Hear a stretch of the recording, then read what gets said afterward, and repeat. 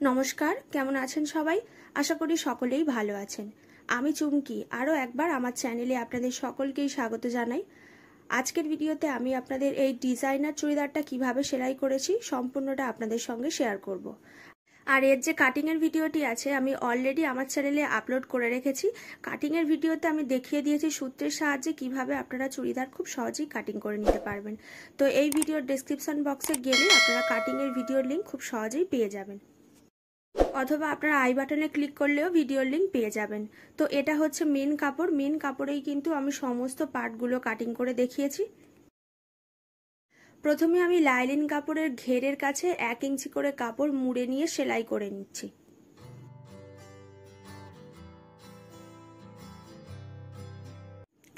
এরপর মেন কাপড়ে সোজা দিকে লাইলিন পাটটা এইভাবে রাখবো।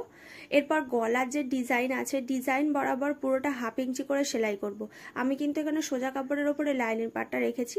আর এখানে দেখুন গলার ডিজাইন বরাবর এইভাবে কিন্তু রেখে 1/2 ইঞ্চি করে পুরোটা সেলাই করে নিতে হবে।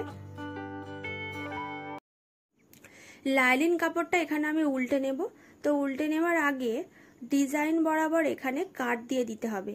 কাটটা দেবার ফলে যখন আমি লাইলিন কাপড়টা উল্টে নেব তখন কিন্তু কাজটা ফিনিশিং এর সঙ্গে রেডি হয়ে যাবে।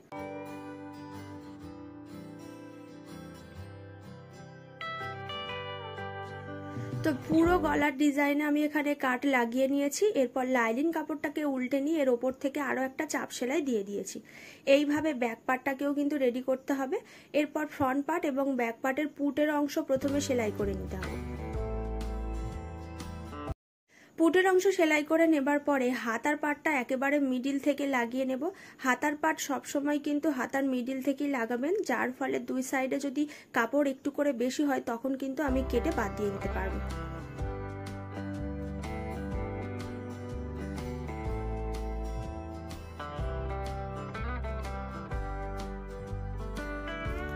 তো হাতার পাট সেলাই করে নেবার পরে এরপর আমি ফাড়া লম্বা সেলাই করা দেখাবো। তো ফাড়া লম্বা সেলাই করা কিন্তু খুবই সহজ।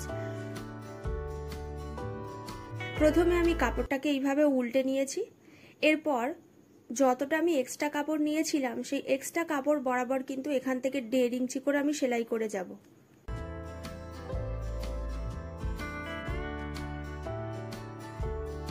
হাতার কাছে যখন সেলাইটা হবে তখন কিন্তু এই হাতার যে এক্সট্রা কাপড় আছে এই কাপড়টা কিন্তু এইভাবে রেখে সেলাইটা করতে হবে।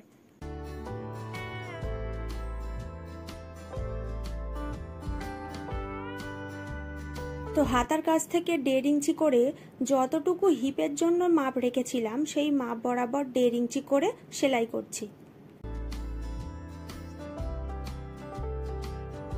কাটিং এর সময় আমি এখানে কাট দিয়ে রেখেছিলাম যাতে সেলাই করার সময় আমাদের কাজটা করতে সুবিধা হয়।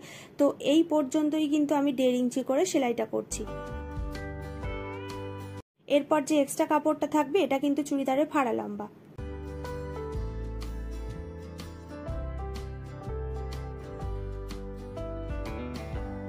এরপরে চলে যাব একেবারে চুড়িদারের শেষে ঘেরের কাছে। ঘেরের কাছ থেকে 1 ইঞ্চি করে কাপড়টাকে সেলাই করতে হবে। তো কিভাবে করছি একটু ভালো করে দেখে নিন। এই জায়গা থেকে কাপড়টাকে পুরো 1 ইঞ্চির মতো মুড়ে নিয়ে যতটুকু আমি ফাড়া লম্বার জন্য দাগ দিয়েছি সেই দাগ বরাবর সেলাই করে যাব।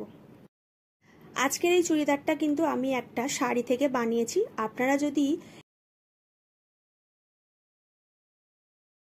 তাহলে এই ভিডিওর ডেসক্রিপশন বক্সে গেলেই আপনারা ভিডিওগুলির লিংক খুব সহজেই পেয়ে যাবেন।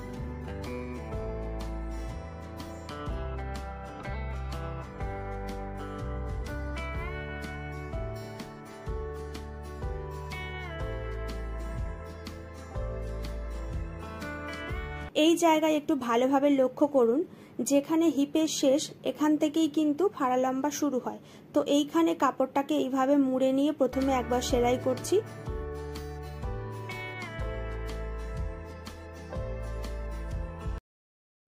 এরপরে কাপড়টাকে আমি ঘুরিয়ে নেব।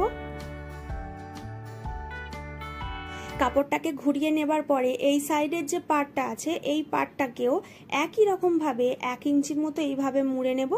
এরপরে এর ওপর থেকে একটা ভালোভাবে সেলাই দিয়ে দেব।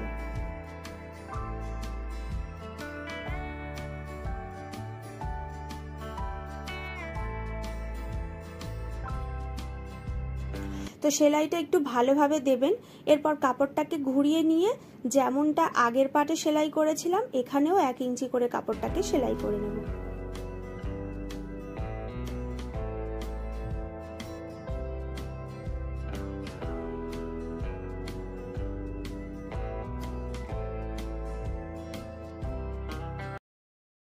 এইভাবে যদি আপনারা ফাড়া লম্বা সেলাই করেন কাজটা কিন্তু ফিনিশিং দিয়ে রেডি হবে। আপনারা এখানে দেখে বুঝতেই পাচ্ছেন কত সুন্দরভাবে ফিনিশিং দিয়ে কিন্তু ফাড়া লম্বাটা এখানে সেলাই করা হয়েছে। তো বন্ধুরা আজকের মতো আমি ভিডিওটি এইখানেই শেষ করছি। ভিডিওটি কেমন লেগেছে আমাকে কিন্তু অবশ্যই কমেন্ট করে জানাবেন, আর যদি ভিডিওটি ভালো লেগে থাকে অবশ্যই কিন্তু শেয়ার করে দেবেন।